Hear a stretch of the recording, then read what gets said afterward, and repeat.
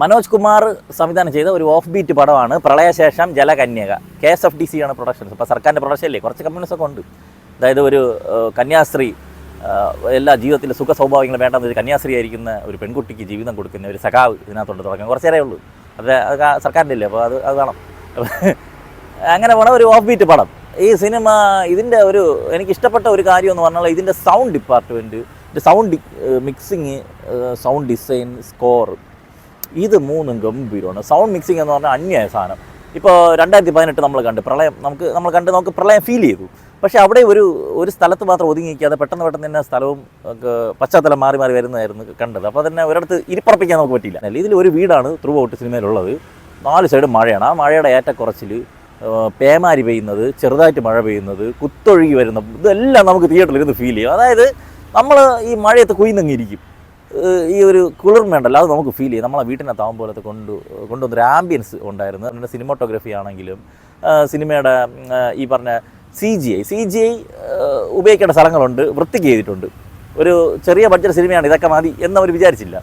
Especially climax പോർഷനോട് അടുക്കുമ്പോഴുള്ള കുറച്ച് പരിപാടികൾ ചെയ്തു വെച്ചിരിക്കുന്നത് നന്നായിട്ട് എനിക്ക് തോന്നുന്നു. രഞ്ജിത്ത് ലളിത എന്നൊരു അണ്ണയുണ്ട്.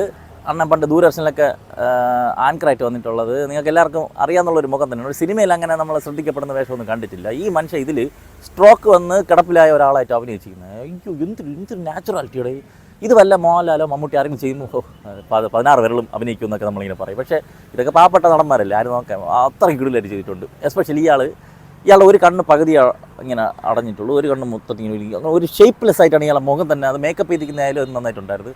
അത് ത്രൂ ഔട്ട് മെയിൻറ്റെയിൻ ചെയ്തിട്ടുണ്ട്. വിരളില്ലേ, നടുവിരൾ വരെ അത് കറക്റ്റായിട്ട് തുടക്കത്തിൽ എങ്ങനെയാണോ അങ്ങനെ തന്നെ അത് മെയിൻറ്റെയിൻ ചെയ്ത് ഗംഭീരമായിട്ട് പെർഫോം ചെയ്തിട്ടുണ്ട്. നമ്മൾ നോക്കുമ്പോൾ ചുമ്മാ അവരുടെ തിരിക്കുന്നതല്ലേ, വേറെ അഭിനയിക്കാനൊന്നുമില്ലല്ലോ. പക്ഷേ അങ്ങനെയല്ല. ഒരു സ്ട്രോക്ക് പേഷ്യൻറ്റിനെ നിങ്ങൾ നേരിട്ട് അവരെ കൂടെ സമയം ചിലവഴിക്കാൻ വേണ്ടിയിട്ട് നിങ്ങൾക്ക് സാധിച്ചിട്ടുണ്ടെങ്കിൽ നിങ്ങൾക്ക് കൃത്യമായിട്ട് ഈ മനുഷ്യൻ ചെയ്തു വെച്ചിട്ട് റേഞ്ച് മനസ്സിലാവും. അതുപോലെ തന്നെ ഗോകുലൻ്റെ കഥാപാത്രം ഈ സിനിമയിൽ അല്പം കണക്ഷൻ വന്നത് പുള്ളിക്കാരനുമായിട്ടാണ്.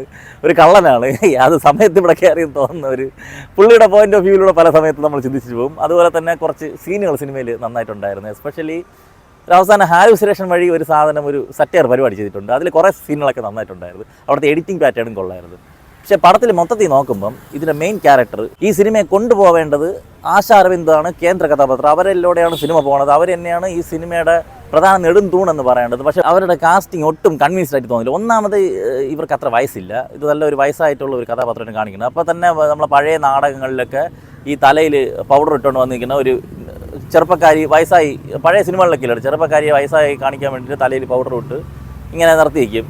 അത് തന്നെ ഒരു അഭിനയത്തിലോ മാൻഡ്രസത്തിലോ ഒന്നും ഒരു വയസ്സായ ആളാണ് ചെയ്യുന്നത് എന്നുള്ള ഫീൽ നമുക്ക് തോന്നുന്നില്ല. ഉടനീളം ഈ ചെറുപ്പക്കാരിയാണ് ഇങ്ങനെ നിൽക്കുന്നത് എന്നുള്ളത് നമുക്ക് ഫീൽ ചെയ്യും. എസ്പെഷ്യലി മഴയത്ത് വരുമ്പം ഈ നിറയൊന്നും പലയിടത്തും കാണുന്നില്ല, അത് വേറെ കേസ്. അപ്പോൾ ഇവർ വന്നിട്ട് ഡയലോഗ് ഡെലിവറിയൊക്കെ ഒരു നാടകത്തിൽ സംസാരിക്കും പോലത്തെ, അല്ലെങ്കിൽ ഒരു സീരിയലിൽ ഒരു അമ്മ സംസാരിക്കും പോലത്തെ ഒരു ഡയലോഗ് ഡെലിവറിയും ആർട്ടിഫിഷ്യലായിട്ടുള്ള. എസ്പെഷ്യലി ആ കഥാപാത്രം കുറച്ച് ജോലിയൊക്കെ ചെയ്യുന്ന കഥാപാത്രമാണ്.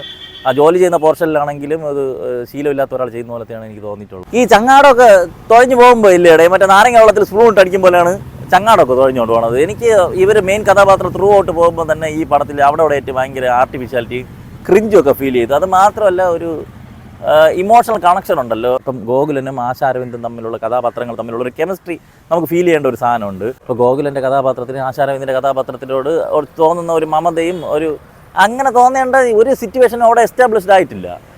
അപ്പോൾ എന്തിനാണ് വെറുതെ അങ്ങനെ ഇപ്പോൾ നമുക്കിപ്പോൾ ഇതൊരു ഓഫ് ബീറ്റ് പടമാണേ, നിങ്ങളെ ബുദ്ധി നോർമൽ സിനിമ കാണും പോലെ കാണരുത്. നിങ്ങൾ മറ്റേ വേറെ അണ്ടകടാഹം വഴി നോക്കിക്കൊണ്ട് പോകണമെന്ന് പറഞ്ഞാൽ അതൊന്നും നടക്കുകയൊന്നുമില്ല. എനിക്ക് നോക്കി പ്രകടമായിട്ട് തോന്നിയ കാര്യങ്ങളാണ് ഞാൻ പറയണത്. അത് മാത്രമല്ല, ഒരു കള്ളൻ, ഇവരെ വീട്ടിലൊരു കള്ളൻ കയറി വരുന്നു. കള്ളന് പിന്നെ പ്രതീക്ഷിക്കാത്ത കുറച്ച് കാര്യങ്ങൾ നടക്കുന്നു. എന്തൊന്നും ഞാൻ പറയുന്നില്ല. പക്ഷേ അവിടെ ഒരു വയ്യാത്തൊരു മനുഷ്യനുണ്ട്. അപ്പോൾ അദ്ദേഹത്തിൻ്റെ കയ്യകലത്തിലൊക്കെ ഇയാൾ ആരാണ് എന്താണെന്നൊന്നും അറിയാതെ അങ്ങ് വിടുക എന്ന് പറയുന്നത് ചിലപ്പോൾ ഇവർ സൈക്കോ ആയിരിക്കും, ഇല്ലെങ്കിൽ സ്നേഹം കൂടി പ്രാന്തായിരിക്കും. എന്താണോ ഈ ക്യാരക്ടറിൻ്റെ ആർക്ക് എങ്ങോട്ടാണ് പോണത്, എന്താണ് ഇവരുടെ ഒരു രീതി എന്നുള്ളത് എന്നെ തീരെ കൺവിൻസ്ഡ് ആയിട്ട് എടുക്കാൻ സാധിച്ചിട്ടില്ല. പിന്നെ ഞാൻ പറഞ്ഞില്ലേ, ഈ ലാസ്റ്റത്തെ കുറച്ച് പോർഷൻസ് നന്നായിട്ടുണ്ടായിരുന്നു. ക്ലൈമാക്സ് ഒക്കെ അത്യാവശ്യം കൊള്ളായിരുന്നു.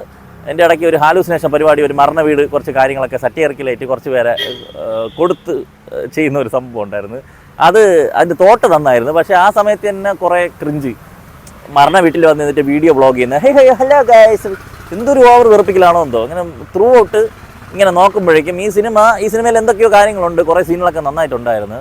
ഞാൻ പറഞ്ഞില്ല, ടെക്നിക്കലി നമുക്കൊരു സുഖം ഉണ്ടായിരുന്നു ഈ സിനിമ കണ്ടുകൊണ്ടിരിക്കാൻ. പക്ഷേ ഇത് തന്നെ ഇതിൻ്റെ ഒരു മൊത്തത്തിലൊരു ആർട്ടിഫിഷ്യാലിറ്റി നാടകീയതയും ഈ സിനിമയുടെ ഒരു പ്രശ്നമായിട്ട് എനിക്ക് ഫീൽ ചെയ്ത്. പിന്നെ അനഘ മരിയ വർഗീസ്, അതുപോലെ അർജുൻ അമ്പാട്ട്, രാജശേഖരൻ തകഴി, വിനോദ് കുമാർ, കരുണ കുക്കി, പ്രിയ ബാബു ഇവരാണ് ബാക്കിയുള്ള വേഷങ്ങളൊക്കെ ചെയ്തിരിക്കുന്നത്. ഒരു ചെറിയ പടമാണ്. ഓവറാൾ ഈ സിനിമയ്ക്ക് ഒരു വെർഡിക്റ്റ് പറയാൻ നിന്ന് കഴിഞ്ഞാൽ ഒരു below average of beat movie എന്ന് പറയാം. കുറച്ച് പോസിറ്റീവ് എലമെൻറ്റ്സ് ഉണ്ട് എന്നുള്ളതാണ് എനിക്ക് തോന്നിയത്.